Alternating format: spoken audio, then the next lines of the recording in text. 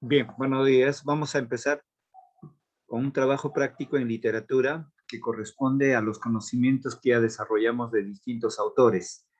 Esto corresponde a la literatura del siglo de oro español. En esta etapa del siglo de oro español, básicamente España llega a una cumbre bastante importante porque hay presencia de escritores muy importantes en la lengua española.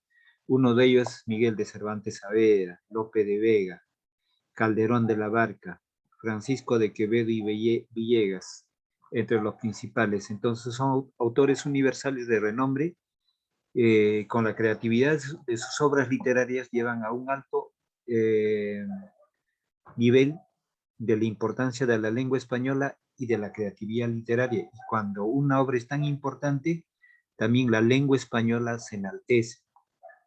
Es por eso que los críticos lo llamaron a esta etapa como el siglo de oro español, puesto que económicamente también España estaba muy bien, porque tenía el apoyo de sus colonias en su administración y desde luego en el campo de las letras. En las letras, la literatura española pues emerge con una creatividad muy importante en la genialidad de los autores y en sus obras literarias.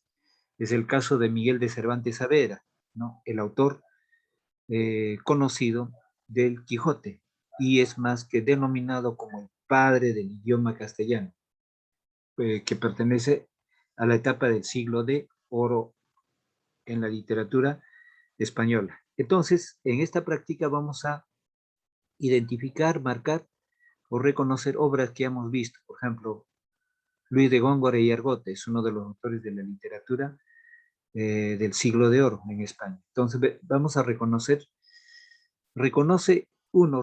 y subraya la característica ajena a la fábula de Polifemo y Galactea, de Luis de Góngora y Argote.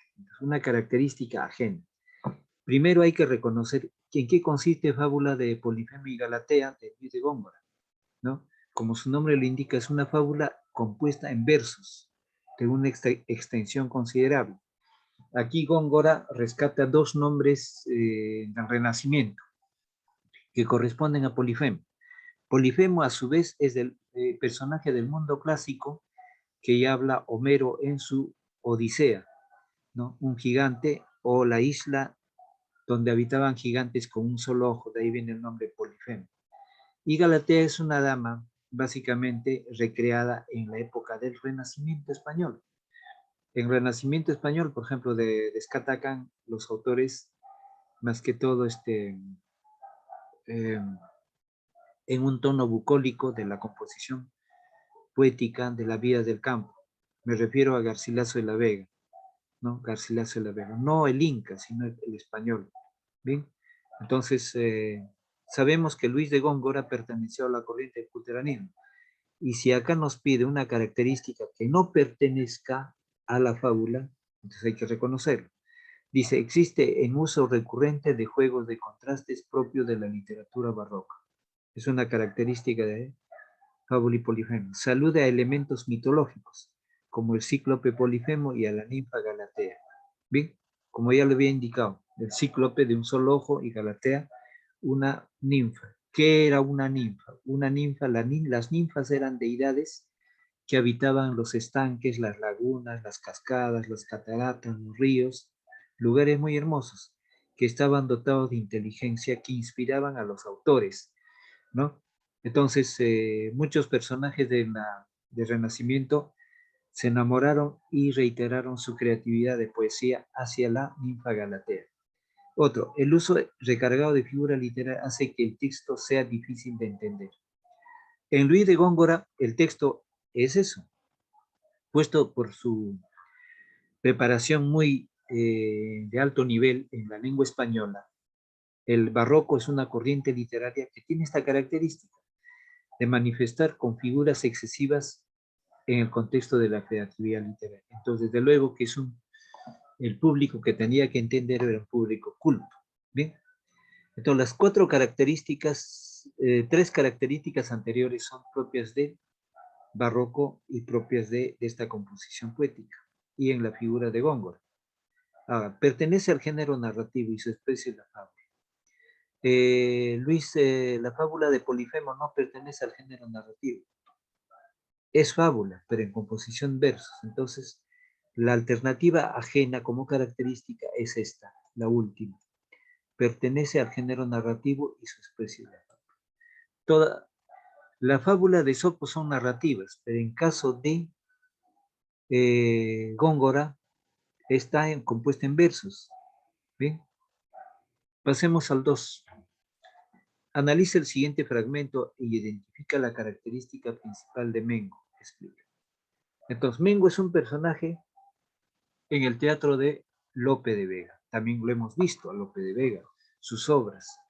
Entonces, en el acto tercero se presenta esto. Juez, traedme aquel más rollizo. Laurencia, pobre Mengo, él es, sin duda, frondoso temo que ha de confesar. Mengo, ay, ay, juez, ¿quién mató al señor comendador? Mengo, ay, yo lo diré, señor juez. ¿Quién lo mató? Mengo, señor, Fuente Ovejuna. Juez, hay tan gran bellaquería del dolor, se están burlando en quien está esperando. Niego con mayor porfía. Dejadlos que estoy cansado. Fragmento de Lope de Vega, Félix, Fuente Ovejuna. Entonces, analiza el siguiente fragmento y identifica la característica principal de Mengo. Entonces, ¿qué es Mengo? Mengo es un personaje, ¿no? Ya. Entonces, en esta obra teatral, más que todo, ¿no? Los personajes de Lope de Vega presentan coraje, valentía, demuestran identidad al honor. ¿Bien? Entonces, Laurencia es otra personaje de Fuente Ovejuna. Entonces, recalco acá, Fuente Ovejuna es un pueblo de España en la época de Lope de Vega. Entonces, cansados del abuso del comendador, ¿no? Del atropello, de las injusticias, el pueblo decide rebelarse contra el comendador, que era la primera autoridad de Fuente Ovejuna. Lo toman prisionero y lo matan. Pero los reyes católicos van a visitar el lugar con el afán de sancionar quién mató a su comendador, porque los reyes católicos estaban por encima de todas las autoridades, es como decir hoy día el presidente de la República, pero en aquel entonces eran los monarcas, el rey y la reina. Te preguntan, ahí se presenta, ¿quién mató al señor comendador? No, ¿quién lo mató? Y Mengo dice, señor, Fuente Ovejuna. ¿Quién era Fuente Ovejuna? Todos a una. Era el pueblo de Fuente Ovejuna. Y no podían sancionar a todo el pueblo. ¿Bien? Entonces, desde luego, caracterizamos a Mengo. Personaje con valentía y coraje. Tomemos apunte ahí. Personaje con valentía y coraje.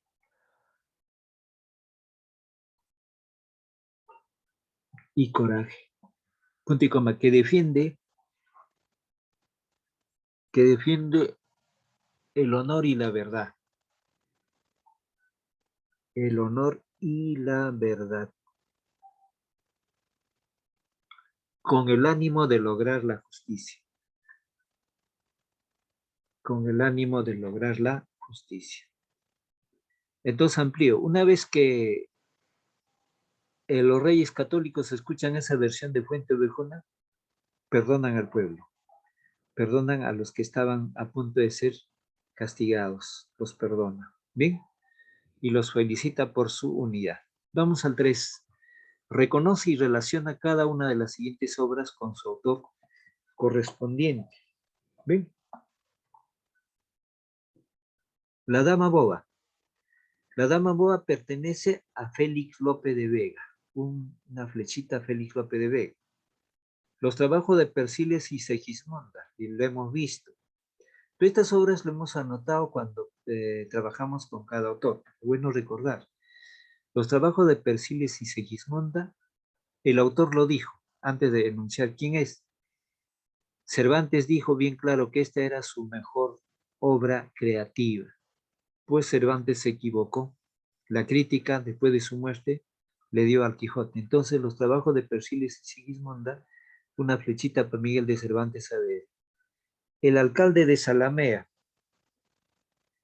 El alcalde de Salamé es a Pedro Calderón de la Barca.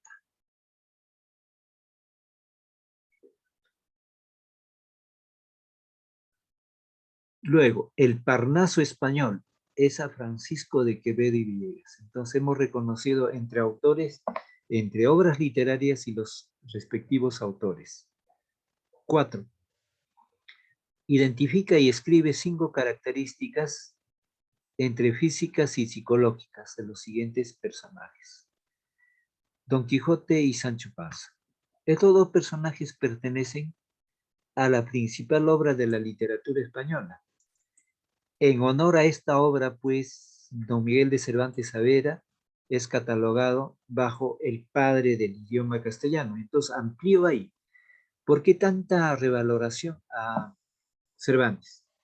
Porque en el Quijote, que es obra escrita de Cervantes, creada, está todo tipo de lenguaje, todo nivel lingüístico, todo tipo de expresividad. Y de ahí esta obra renombra como el padre del idioma castellano. Entonces, en el Quijote, o llámese en el ingenioso hidalgo Don Quijote de la Mancha, está las diversas formas de expresión léxica, el uso del lenguaje, el uso del español. Entonces, merece con justicia que esa obra lo llevó a Cervantes a ser el padre del idioma castellano de acuerdo a la crítica. Entonces, si acá nos dice, identifica, escribe 5 características entre físicas y psicológicas en los siguientes personajes. Ya, Don Quijote. Don Quijote flaco, delgado, idealista, soñador, soñador.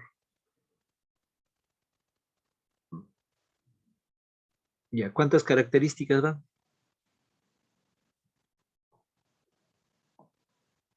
2, creo. 3. Ya, soñador. Ya, agregamos. Visionario,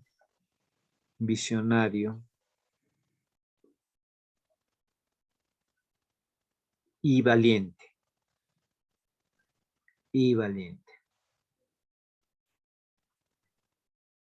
Ya. En la figura de Sancho Panza, su ayudante, Sancho Panza, una primera característica es materialista. No es lo contrario a Don Quijote, es materialista.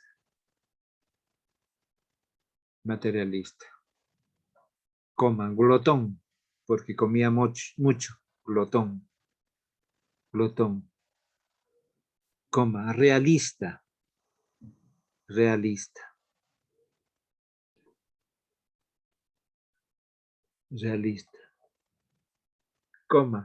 Reflexivo.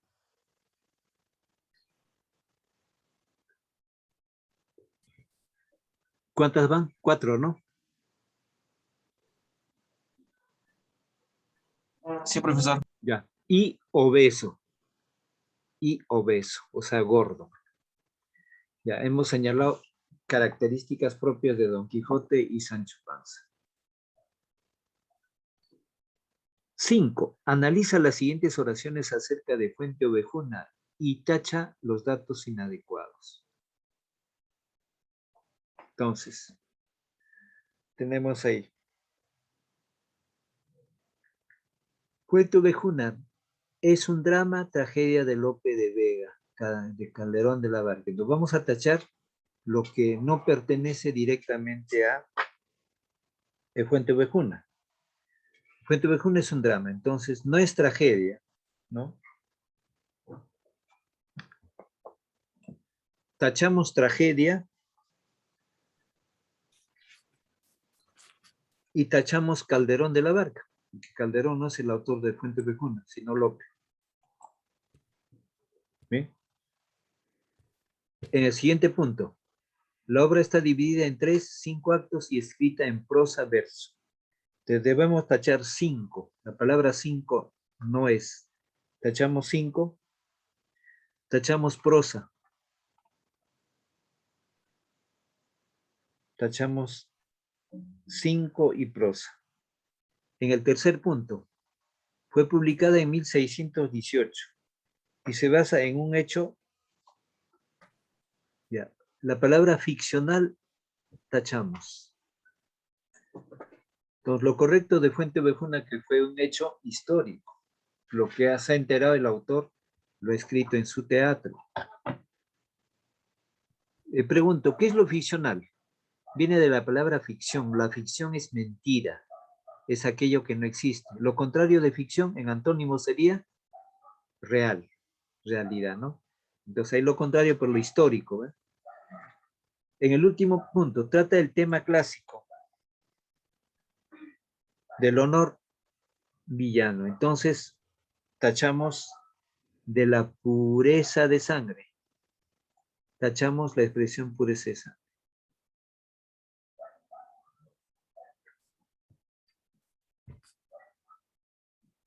Entonces aquí en la pregunta 6 dice, investiga e identifica las características del teatro de Lope de Vega y Calderón de la Barca. Entonces, ambos autores son del siglo de oro. Bien, entonces, completa el cuadro comparativo. Entonces, vamos a completar el cuadro comparativo. Tanto de dos autores, Lope de Vega y Calderón de la Barca. Bien, entonces, desde luego, tenemos en corriente literaria. Lope de Vega, barroco, a la corriente del barroco, con mayúscula. Calderón de la Barca también es barroco, ambos son coetáneos. La palabra coetáneo significa contemporáneo, de la misma época, del mismo momento. Entonces aquí amplío, Lope de Vega, Calderón de la Barca, Francisco de Quevedo, ¿no? Miguel de Cervantes Saavedra, eran coetáneos, eran de la misma época. ¿Sí? Entonces, en temas, el tema es histórico en Lope de Vega, tema histórico. En Calderón de la Barca es tema filosófico, con la vida y sueño, filosófico. En personajes, en Lope de Vega son personajes populares, populares.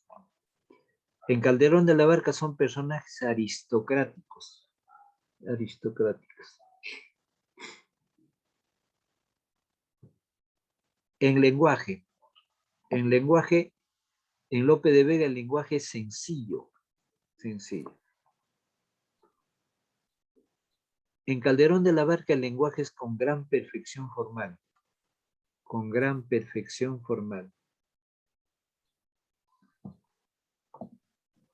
En estilo, en Lope de Vega el estilo, en estilo es al gusto del público, al gusto del público. En Calderón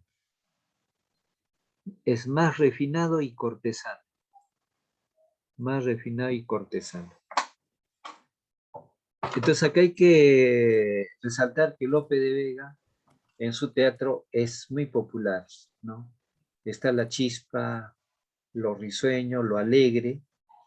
En cambio, en Calderón es para razonar, para pensar, para reflexionar filosóficamente, que el lenguaje no es nada sencillo, hay que interpretarlo. Vamos al 7. Analiza los enunciados. Identifica a qué autor corresponde cada uno y escríbelos en los espacios en blanco. Bueno, vamos a anotar acá.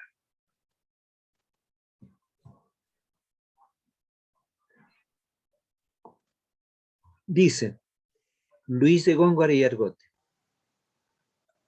Entonces ahí anotamos, representante del culteranismo.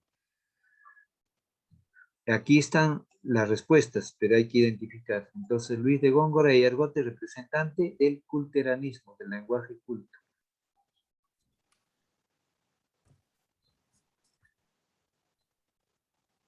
Representante del culteranismo.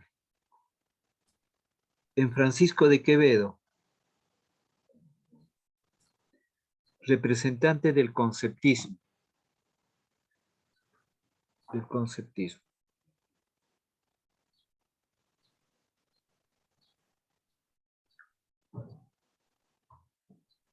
Félix Lope de Vega crea el teatro español, del Teatro Nacional Español. Crea el Teatro Nacional Español. Crea el Teatro Nacional Español. Miguel de Cervantes Saavedra, máximo representante de la literatura española. Máximo representante de la literatura española. Entonces, aquí voy a explicar. Luis de Góngora y Argote es representante del culteranismo. ¿Qué es el culteranismo? Está dentro de la corriente del barroco. Entonces, el culteranismo es una tendencia literaria que presenta en las obras un lenguaje de alto nivel, un lenguaje para cultos, un lenguaje académico, un lenguaje que va a entender la gente que conoce de literatura. Entonces, el uso recargado, por ejemplo, de figuras literarias corresponde, pues, a un lenguaje culto. Mientras que Francisco de Quevedo es representante del conceptismo. ¿Qué es el conceptismo? El conceptismo es manifestar ideas o conceptos sobre algo, mediante el uso de los versos. El uso de los versos. Entonces, Góngora era el lenguaje culto, el culteranismo. En cambio, Francisco de Quevedo crea el conceptismo. El conceptismo, una forma de manifestación literaria, donde en la composición de los versos hay que crear, ¿no? Hay que dar la definición correcta. Entonces, Góngora es a culteranismo como Quevedo es a conceptismo. Félix López de Vega. En Félix de López de Vega hace una innovación en el teatro español, o sea, un cambio. No es tan igual el teatro de Calderón como el teatro de López de Vega. Entonces crea el Teatro Nacional Español, dándole nuevas precisiones o arreglos al teatro. Miguel de Cervantes Saavedra, ¿bien? Es el padre del idioma castellano. Padre del idioma castellano en honor a su obra principal. En honor a su obra principal, entre comillas, El Quijote. O llámese completo el ingenioso hidalgo Don Quijote de la Mancha, pero más conocido como el Quijote. 8. Dice, analiza los siguientes versos y explica su significado.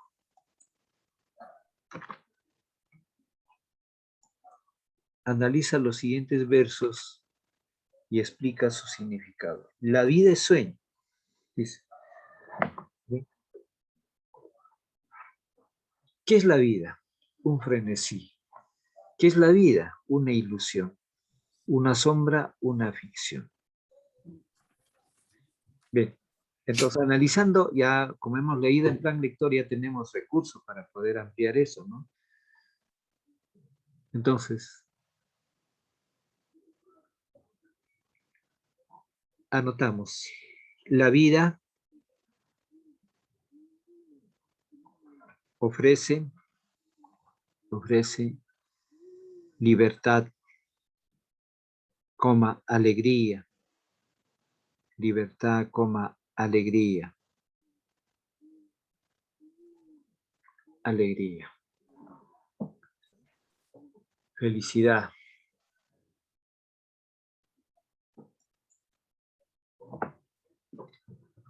Punto y coma. En oposición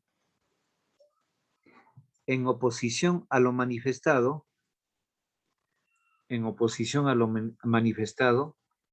la vida es sacrificio. La vida es sacrificio.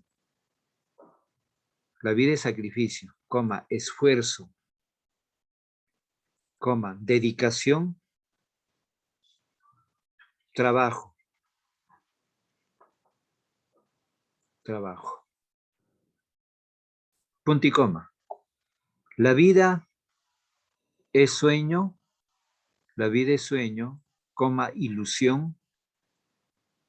ilusión, fantasía, etc. Entonces estamos interpretando esos 3 versos. ¿Qué cosa es la vida según Calderón de la Barca? No, la vida no es para todos alegría ni felicidad. No, para muchos la vida es un esfuerzo, es trabajo y sacrificio. Y para muchos la vida también es una desilusión, es un esfuerzo, es una lucha constante. Y para algunos la vida es una felicidad, ¿no? Una tranquilidad. Entonces ahí está la contrariedad de esos aspectos. Te he explicado. 9. Investiga y argumenta por qué el soneto a un hombre de gran nariz pertenece a la corriente conceptista. Bien, entonces ahí anotamos. ¿Qué es un soneto? Había explicado en la clase anterior. Un soneto es una composición poética que encierra 14 versos, 2 cuartetos y 2 tercetos. 2 cuartetos y 2 tercetos. La medida de sus versos es de 11 sílabas métricas. ¿Bien? Entonces dicto. El soneto pertenece a la corriente conceptista. O sea, el título de este soneto, o sea, es de Quevedo, pertenece a la corriente conceptista, porque evidencia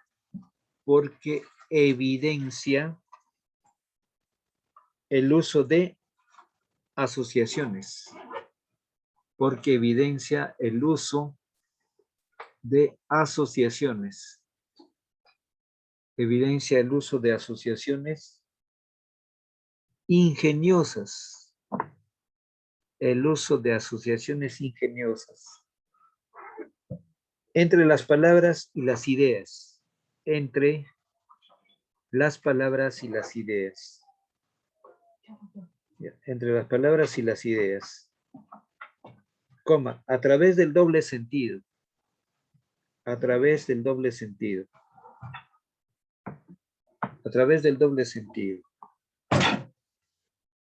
coma, para caracterizar el rasgo físico, para caracterizar el rasgo físico, para caracterizar el rasgo físico de una persona, para caracterizar el rasgo físico de una persona.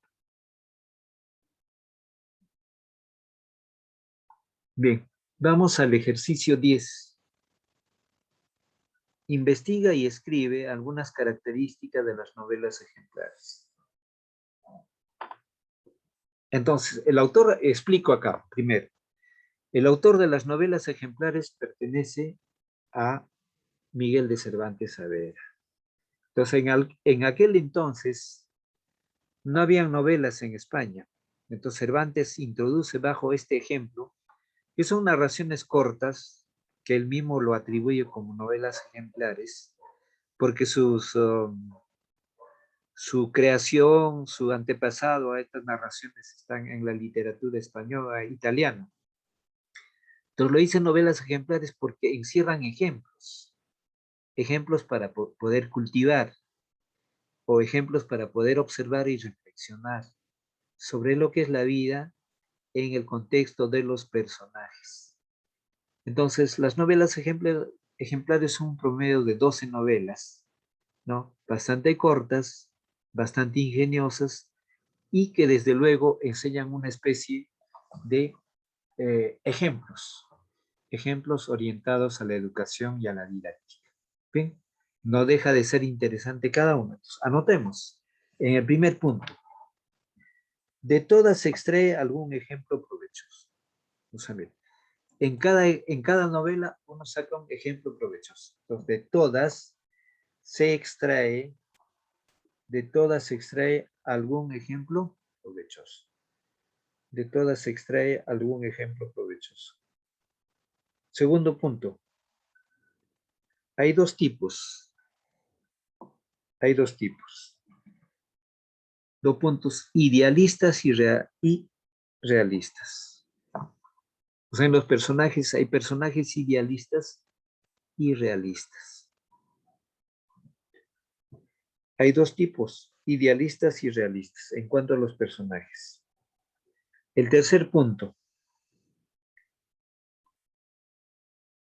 Muchos de los personajes muchos de los personajes presenta complejidad. Muchos de los personajes presenta complejidad. Esto quiere decir, explico, amplío, que algunos de los personajes básicamente es para razonar y pensar. Una de las novelas ejemplares lleva por título El licenciado Vidriera. Entonces viene de la palabra vidrio.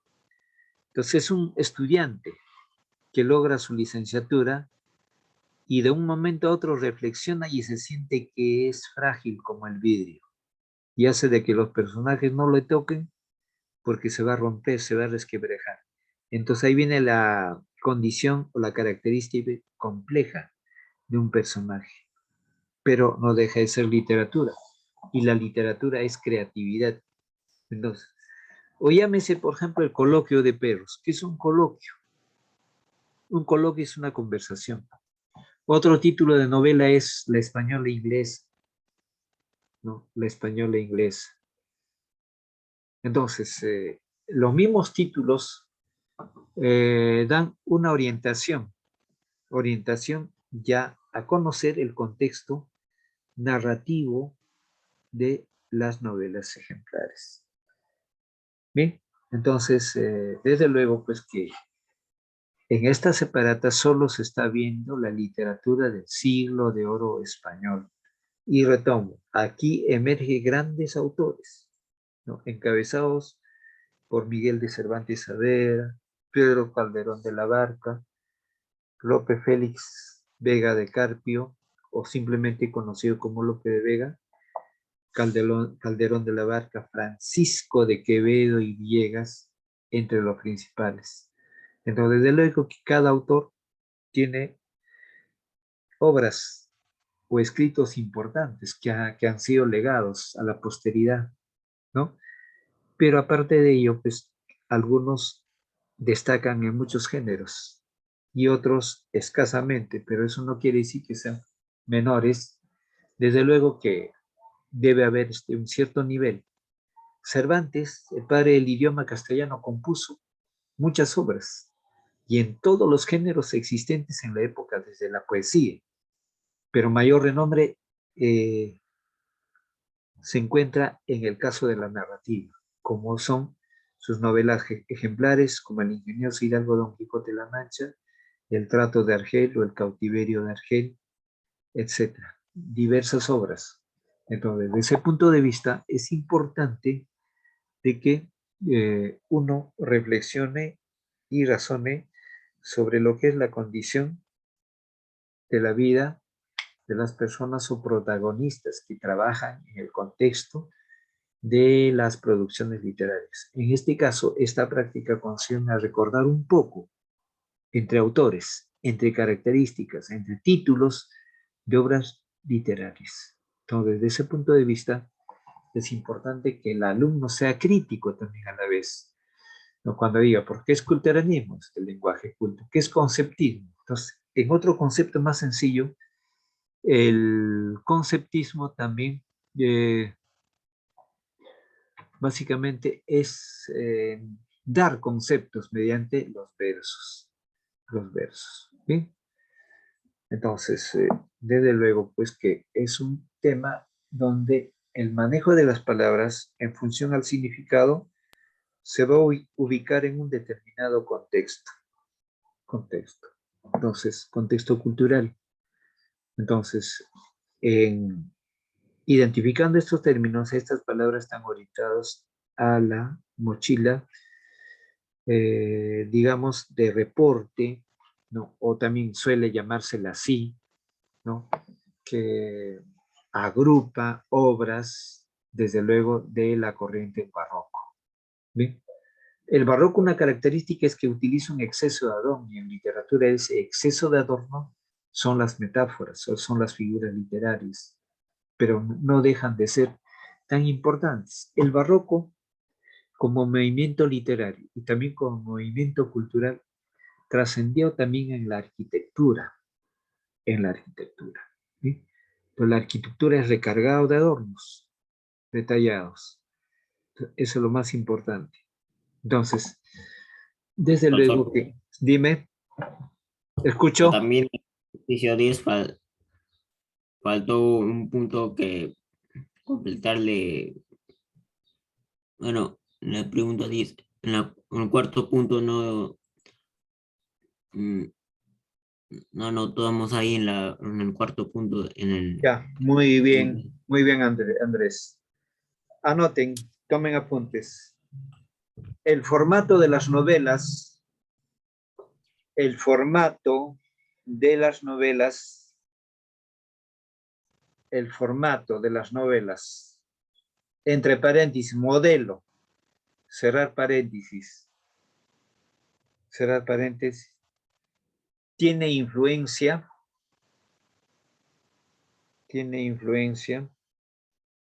italiana, tiene influencia italiana. Ya cuando expliqué había dicho bien claro que las novelas que recrea Cervantes, desde luego, tienen sus antecedentes en otras obras de la literatura italiana, no solamente en caso de Cervantes, en la poesía, de Garcilaso de la Vega, todos los autores, tanto renacentistas como del siglo de oro, tienen influencia italiana. Entonces, la literatura y la lengua tenían ciertos aspectos académicos de profundidad en Italia. Entonces, al ser cultivados en España, necesariamente van a tener esos antecedentes de la literatura italiana. Por ejemplo, había dicho en la clase anterior, y en esto recalco, el soneto no lo crearon los españoles, de ninguna manera, ni las odas tampoco, ni las odas, ni las epístolas. Fue creación de los autores italianos. La epístola, las églogas, los sonetos, las odas fueron creación italiana. ¿Qué sucedía? Que los españoles que tenían formación académica en Italia, o perdón, tenían que formarse académicamente en Italia, retornaban a su patria y lo escriben, lo componen. Entonces, hay una fuerza única de esa cultura italiana. ¿Bien? Entonces, desde ese punto de vista, es importante resaltar que muchos autores, no solamente en vida, sino que también por la lectura de obras y por su vivencia en Italia, cultivaron el estilo italiano y recrearon en sus obras, ¿no?, ese conocimiento de la cultura italiana. Por ejemplo, la primera gramática del castellano, el primer tratado, fue escrita en 1492, finalizando el siglo XV, ¿no? ¿Qué influencia tuvo? Influencia italiana, los conocimientos de la cultura italiana. ¿Bien? Entonces, acá en el último punto que precisaba Andrés es el modelo o el estilo o el formato de novela ya trasciende en los antecedentes de la literatura italiana. No propiamente dicho novela, pero son formas narrativas que tenían esas propias características. Bien, entonces con eso finalizamos la sala. ¿No habiendo alguna pregunta? Entonces, ya con eso cerramos la sala. Y desde luego, ahora mismo se va a mandar sus prácticas y el video correspondiente. Si hubiese preguntas,